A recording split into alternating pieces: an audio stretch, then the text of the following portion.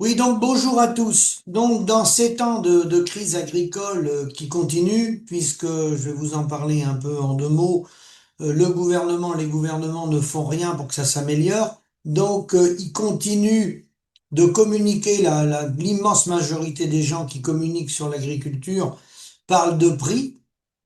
Donc ils parlent du prix du lait qui a augmenté, bien entendu qu'il a augmenté. Ça dépend par rapport à quoi et ça dépend sur combien d'années. On parle des augmentations des prix des bovins viande et tout. Et avec ces augmentations du prix des bovins, du prix du lait, du prix du mouton, on n'est pas capable d'amortir un bâtiment neuf et d'amortir du matériel neuf. Donc on le voit très bien, nous, au niveau du SAMU social agricole. Les parcs matériels sont de plus en plus vieillissants. Le renouvellement, une partie est en leasing, donc le matériel n'est pas à nous. Donc on voit très bien comment le modèle agricole est en train de s'enfoncer. Donc la solution, je vous l'ai déjà dit, j'étais encore avec des gens aujourd'hui qui m'ont parlé des PAT dans mon département. Il faut absolument que vous vous rapprochiez d'un élu qui évidemment va dans ce sens-là.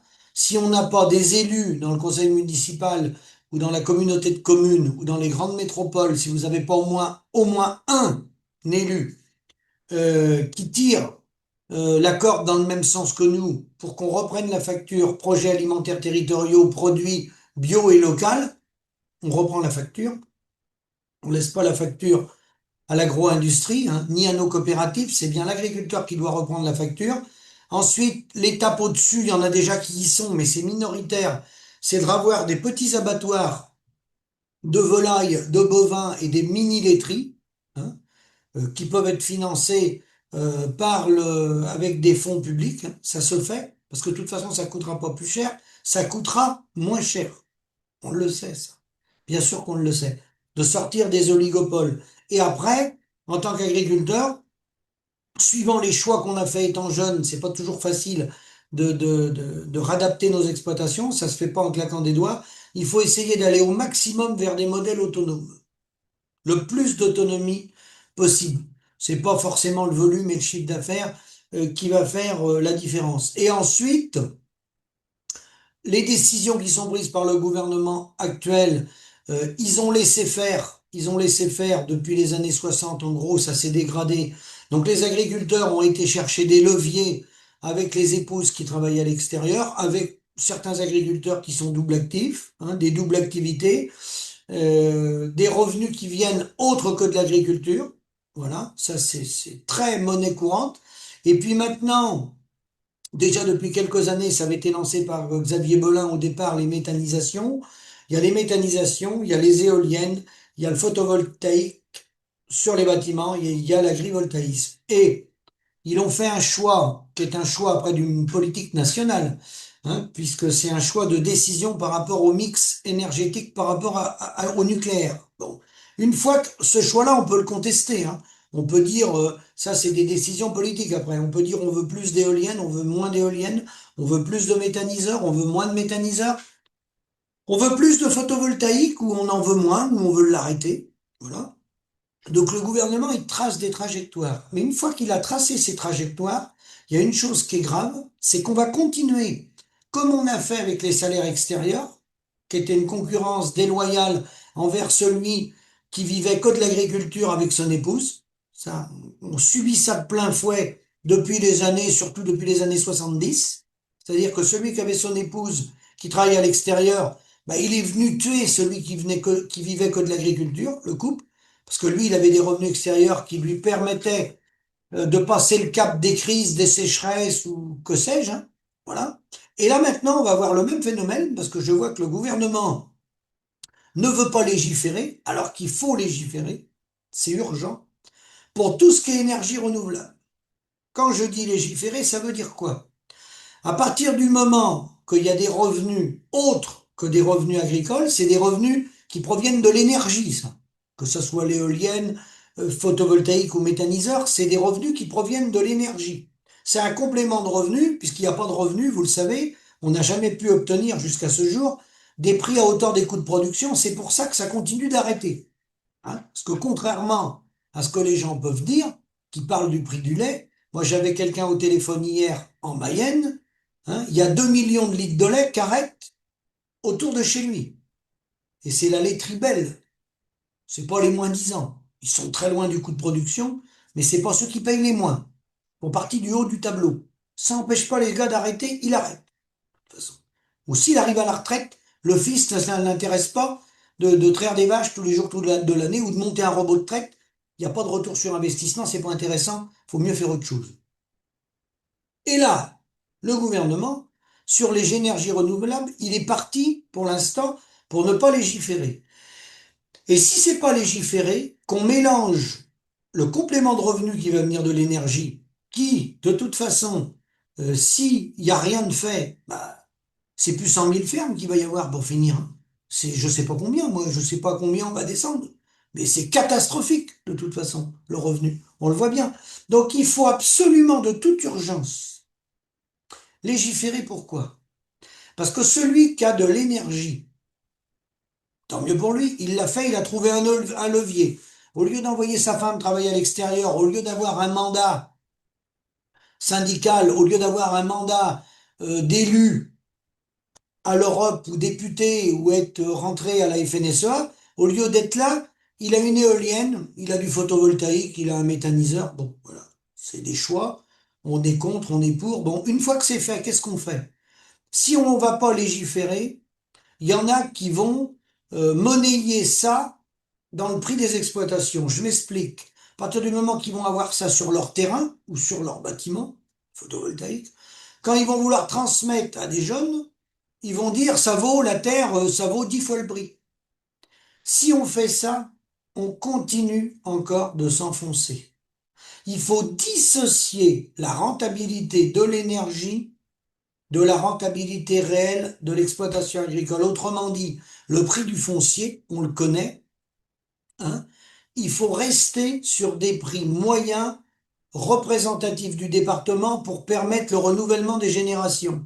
Parce que si on se base sur un prix qui est faussé avec l'énergie qui est arrivée sur l'exploitation, qui n'a rien à voir avec les revenus agricoles, eh bien, quand vous allez vouloir reprendre la ferme de vos parents, même en famille, lorsque les frères et sœurs vont demander la part, s'il y a un méthaniseur ou un parc agrivoltaïste ou du photovol ou une éolienne ou deux éoliennes sur la ferme, eh bien, le fils ou la fille, vous ne pourrez même pas racheter l'exploitation de vos parents.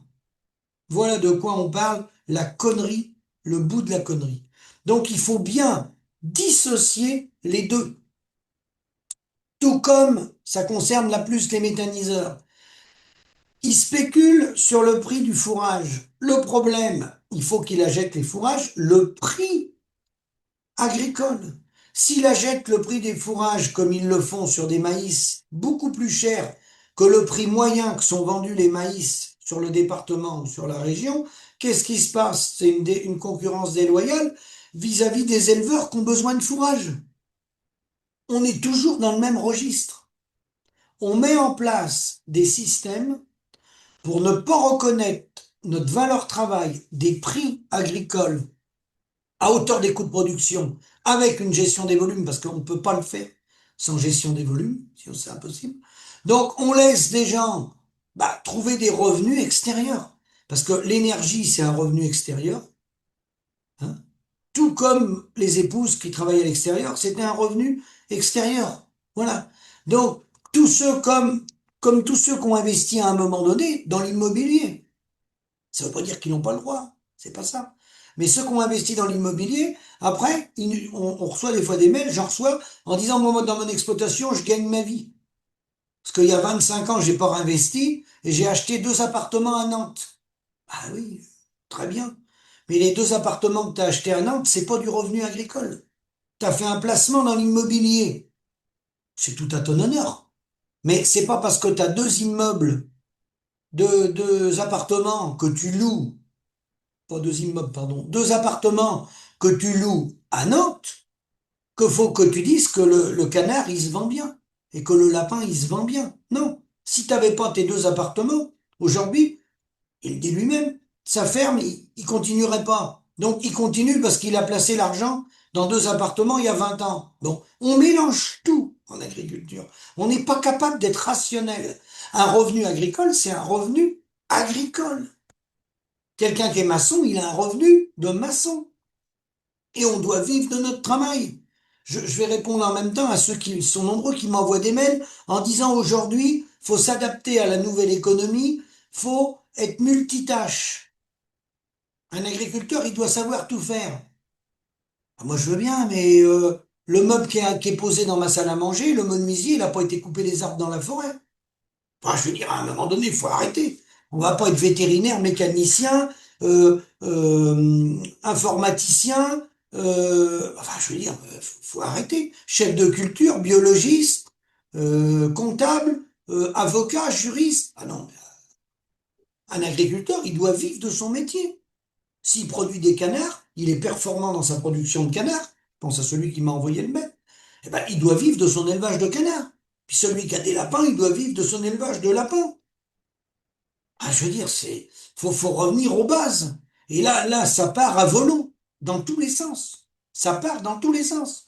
Et là, on voit très bien comment ça s'accélère quand même dans les campagnes. Si vous observez, on est parti tout droit pour très rapidement descendre autour de 150 000 exploitations, hein. Ça va aller vite, hein.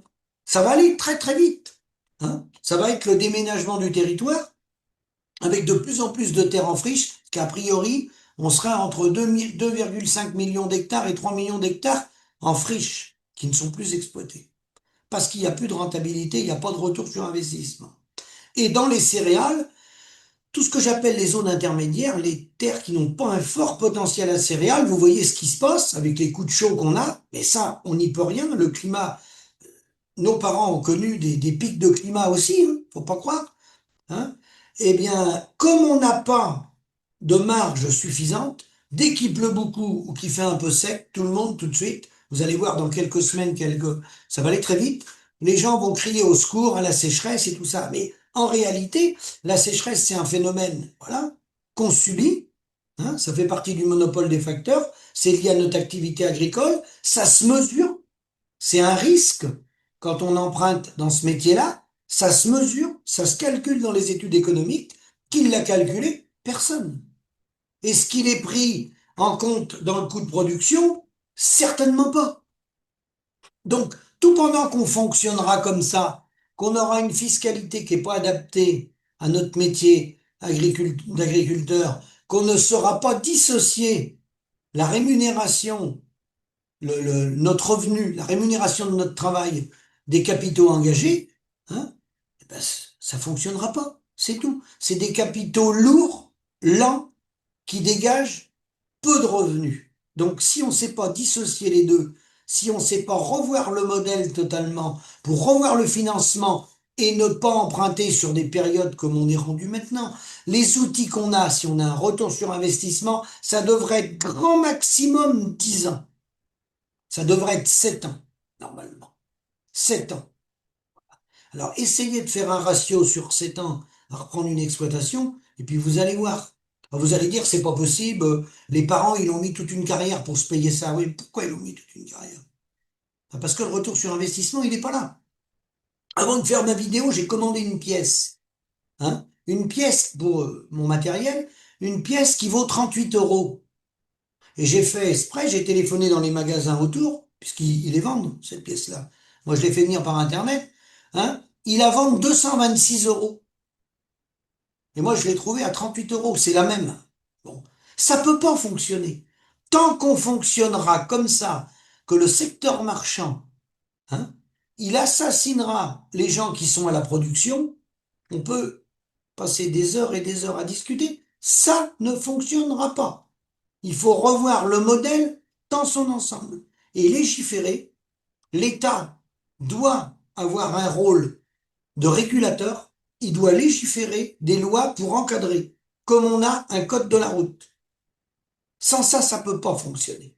Le modèle libéral seul, on a bien vu ce qu'il a donné. Il est à l'œuvre, il est à l'œuvre le modèle néolibéral, il est en place. On a vu ce qu'il a donné, on le voit ce qu'il donne. Il pousse les paysans au suicide, beaucoup de dépôts de bilan, beaucoup de faillites, beaucoup de gens qui finissent usés et ruinés. Parce qu'il manque le mot régulation. Il faut réguler. Il ne faut pas interdire les échanges, il faut les réguler. avec des prix à hauteur des coûts de production. Sans ça, ça ne fonctionnera jamais. Ça peut pas fonctionner. C'est pas possible. De toute façon, c'est facile à comprendre. Hein. Dans le monde, vous trouverez quelqu'un qui travaillera moins cher que vous, même nos voisins européens, puisque chaque État membre, hein, a une fiscalité différente, a une politique sociale différente, a une politique envers le chômage différente, les prestations sociales ne sont pas les mêmes, et puis il n'y a pas que ça. Il y a plein d'éléments de stratégie entre les États qui font que la stratégie des États d'un pays à l'autre, elle n'est pas du tout la part du PIB engagée dans l'enseignement, dans la santé, dans l'armement. Voilà, il y a des différences. Il y a des choix qui sont faits. Voilà, par pays. Donc on ne peut pas comparer des choses qui ne sont pas comparables. Voilà. Donc je vous remercie. Et je vous dis à bientôt. J'essaierai de répondre à une partie de vos questions. J'essaye d'étrier, mais il y en a beaucoup qui posent souvent la même question. Donc, je vous dis à bientôt, à la prochaine vidéo.